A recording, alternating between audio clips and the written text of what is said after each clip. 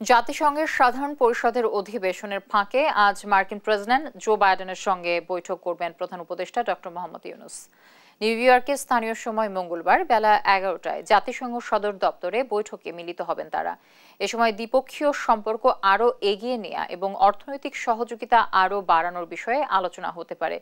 এর আগে স্থানীয় সময় রাত 10টার পর কাতার এয়ারলাইন্সের একটি ফ্লাইটে নিরাপত্তা, গণমাধ্যম সহ সব মিলিয়ে 57 জন সফর সঙ্গী নিয়ে নিউ ইয়র্কের জন এফ কেনেডি আন্তর্জাতিক বিমানবন্দরে পৌঁছান প্রধান উপদেষ্টা।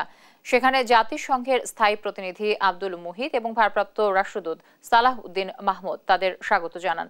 27 সেপ্টেম্বর সাধারণ অধিবেশনে ভাষণ দেবেন প্রধান উপদেষ্টা। এর আগের দিন জাতিসংঘ মহাসচিবের সঙ্গে বৈঠক করবেন তিনি। এছাড়াও নেদারল্যান্ডস, পাকিস্তান, নেপাল, ইউরোপীয় কমিশন প্রধান, যুক্তরাষ্ট্রের পররাষ্ট্রমন্ত্রী সহ উচ্চ পর্যায়ের ব্যক্তিদের সঙ্গে ডক্টর ইউনূসের বৈঠক করার কথা রয়েছে।